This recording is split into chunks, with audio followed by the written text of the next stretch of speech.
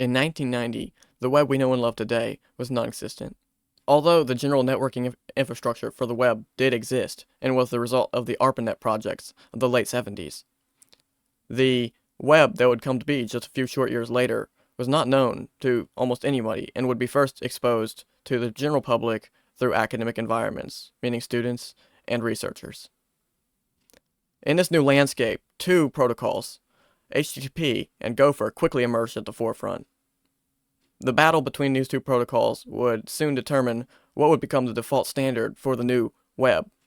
Now, HTTP came out of CERN laboratories, and Gopher originated out of the University of Minnesota.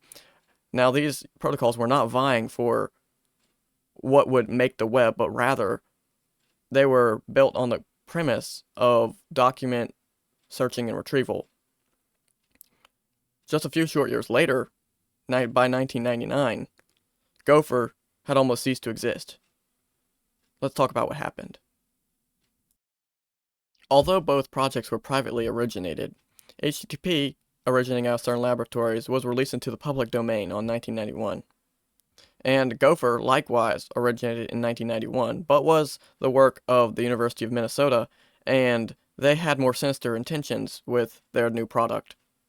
So HTTP was released open source, or public domain technically, which meant that basically anybody could use it for free.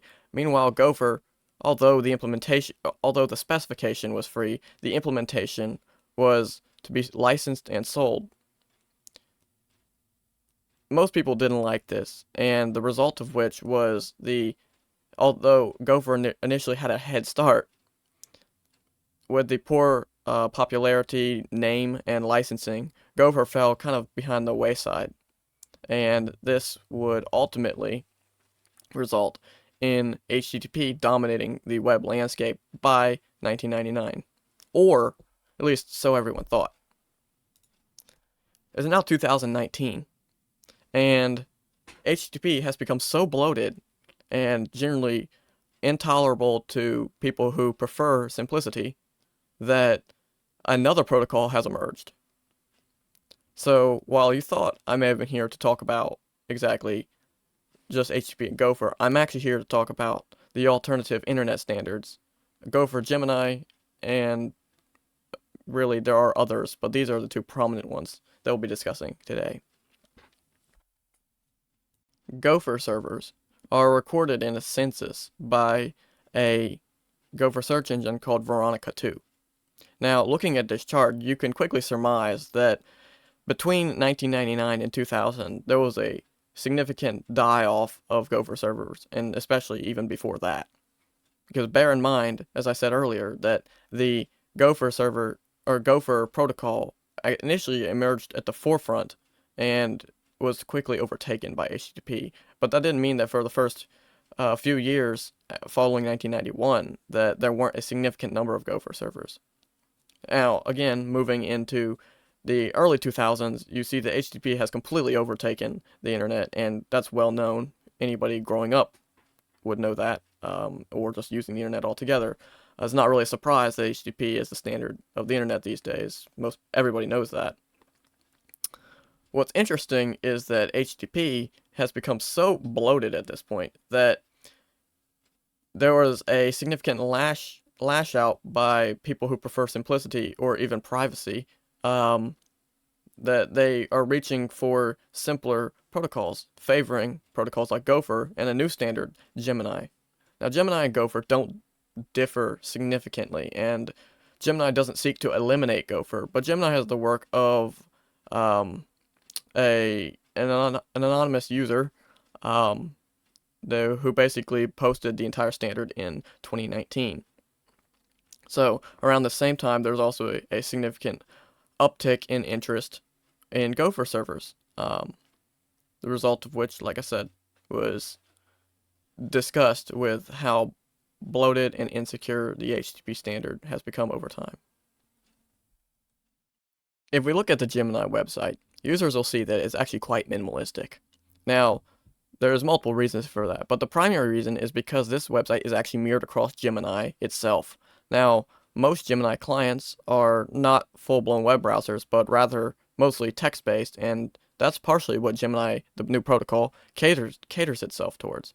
So, not only can you go browsing to the website to look at a list of known Gemini servers, which we might be browsing later, but also they have a list of interesting clients that you can use. And I've got a few downloaded already that we will be checking out in just a few moments. The first browser we'll be looking at here is this one called Lagrange. Now, as you can see here, it has the look and feel of your standard browser, and that's exactly what it sells itself as. It's definitely one of the most full-featured Gemini browsers that currently exist. You know, with things like smooth scrolling and like automatic image loading and whatnot. As I said before, Gemini browsers in some cases are as simple as text-based browsers. So this one really sets itself apart by trying to give users a full browser experience more standard to what they're used to. The next one, so after we just go ahead and click around here because we're actually in a Gemini space. You know, you can go to some known Gemini hosts. You know, and as you see, there's actually quite a few. Just to name some basic ones here. And again, most of these are operated by random people, but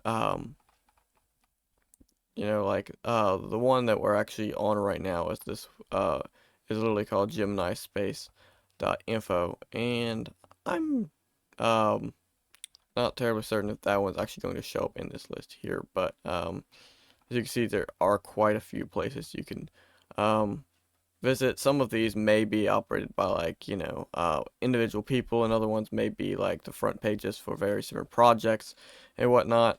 But you know, if you were just to click on some random ones, let's see, click on this one for no reason. So I decided to pick this one, not actually because, you know, they not because the browser is actually, you know, this is completely unaffiliated with the browser, but you know, it's got the same name, so I decided why not click on it. And this is actually just some guy's blog. So I think it's, you know, you can read it. It's mildly entertaining, I guess. But anyway, yeah. So that's just you know, a Gemini server, and this thing is, I can't tell if it's actually if this website is mirrored across HTTPS or not, but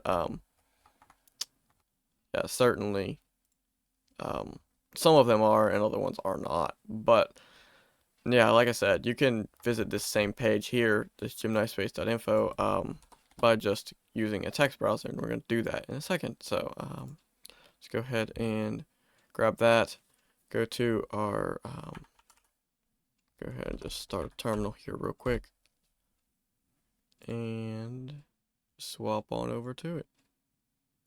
Okay, so I'm in my terminal here, and the standard browser we would be using, so one of the nicer ones that I'm aware of is called AM4. It's also packaged for Linux distribution I'm on, so just start that up.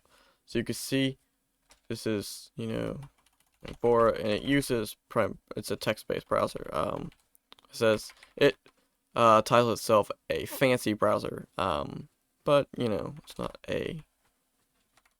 I mean, it's still text-based. It's just, you know, got some of the nicer features. So you know, you can go ahead and just go to the bottom here.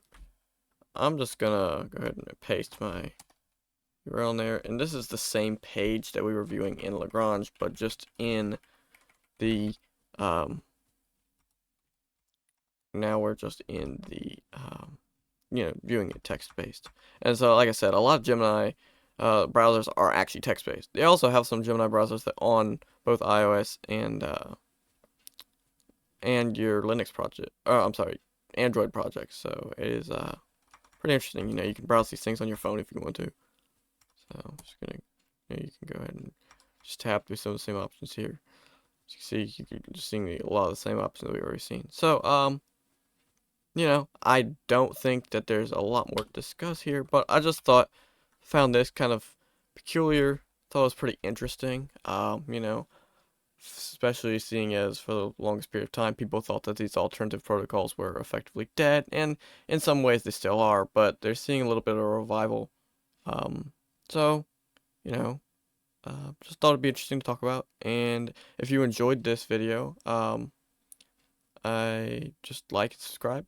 And well, if not, I'll keep making random stuff, and hopefully you'll find something you do like. Um, until next time.